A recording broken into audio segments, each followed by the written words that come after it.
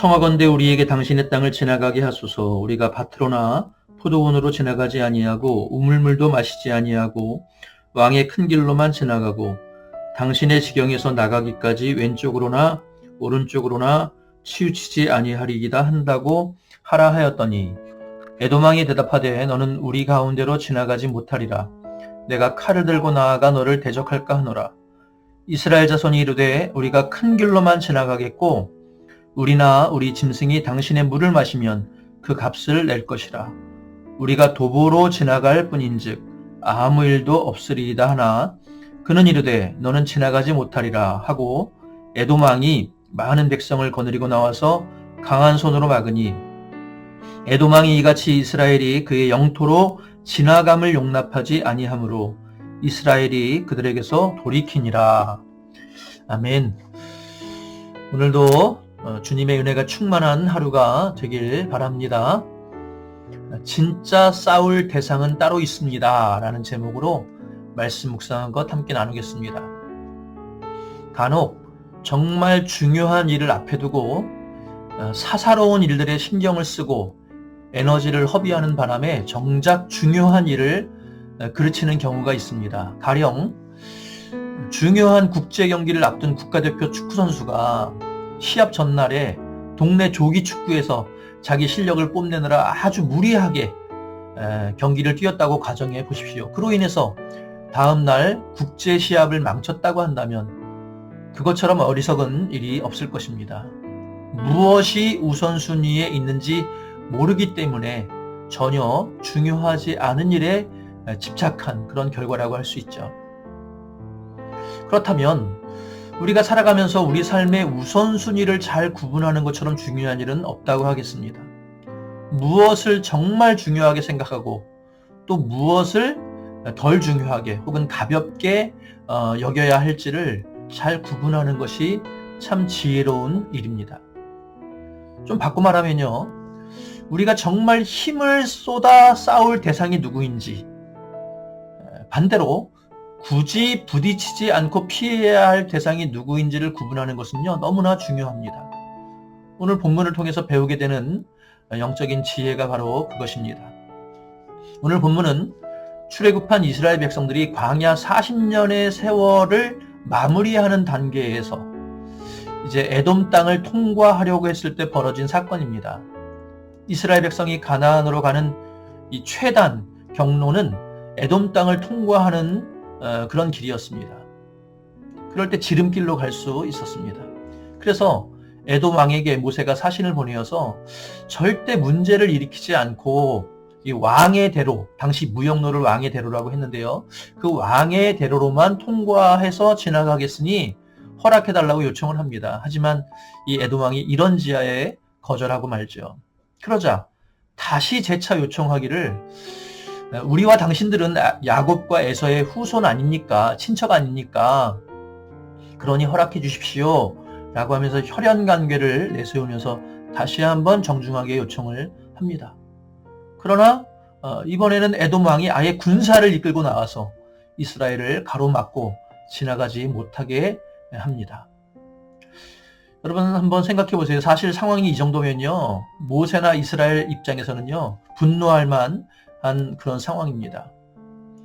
아무런 피해도 끼치지 않고 그냥 지나가기만 한다는데도 군사까지 거느리고 나와서 막아서는 모습을 보면서 여차하면 돌파를 강행하거나 혹은 이판사판으로 전쟁을 치르고 싶은 그런 충동이 충분히 일었을 수도 있습니다.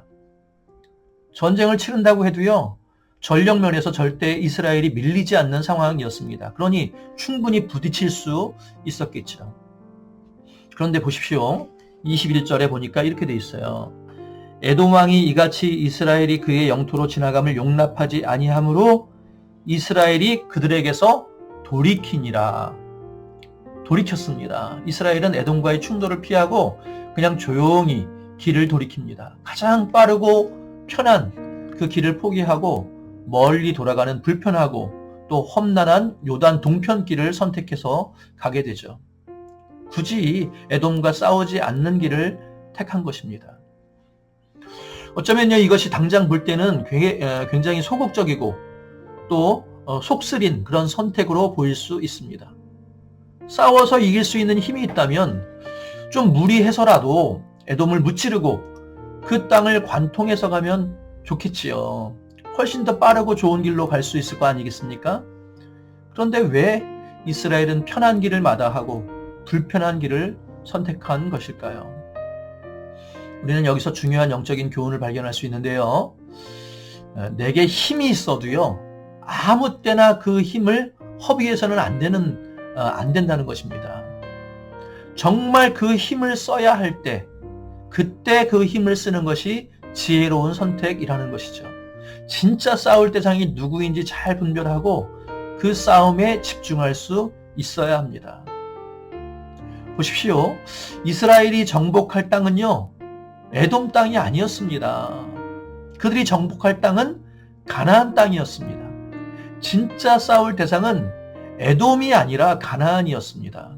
그런데 만약에 에돔과 싸우느라 힘을 허비하거나 혹은 거기서 조금이라도 잘못돼서 사기가 꺾이거나 한다면 어땠을까요? 정말 중요한 가나안 정복 전쟁에 막대한 지장이 생길 수 있었을 것입니다. 그러기에 모세와 이스라엘은 지금 당장은 조금 손해를 본다고 하더라도 속이 좀 쓰린다고 하더라도 굳이 에돔과 싸우려고 하지 않은 것입니다. 충동적으로 선택한 것이 아니라 지혜로운 선택을 한 것이죠.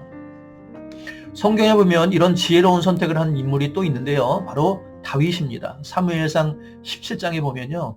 다윗이 골리앗과 맞서 싸우기 전에 이 다윗의 마음을 참 힘들게 하는 일이 있었습니다.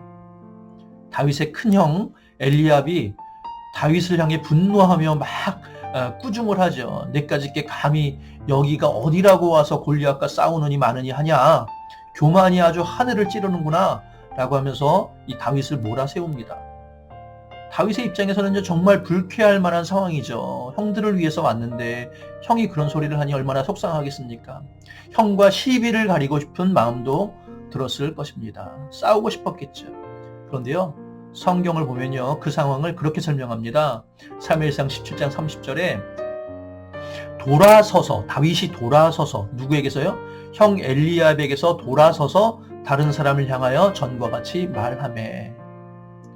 형 엘리압과 거기서 싸우지 않고 부딪히지 않고 그에게서 돌아섭니다. 돌이킵니다. 왜냐? 형과 싸워서 화풀이를 한들 시비를 가린들 아무 유익이 없다는 것을 알았기 때문입니다. 또 더 중요한 이유는 진짜 다윗이 싸울 대상은 골리앗이지 형이 아니라는 사실을 알았기 때문입니다. 다윗은요, 오직 골리앗과의 싸움에 집중했습니다. 사랑하는 성도 여러분, 우리가 살아가면서 우리 마음을 힘들게 하고 또 집중력을 분산시키는 일들은 얼마든지 만날 수 있습니다. 그것 때문에 정말 싸워야 할 대상을 놓치고 자꾸 당장 눈에 보이는 그 사소한 싸움에 휘말려서 힘을 허비할 때도 있습니다.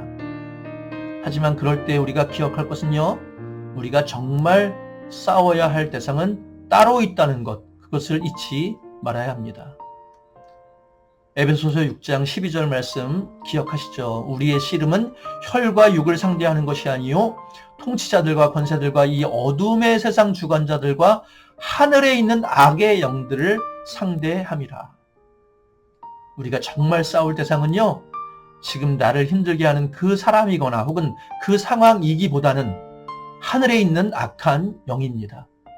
눈에 보이는 사람과의 싸움이 아니라 영적 전쟁에서 승리하는 것이 훨씬 더 중요합니다.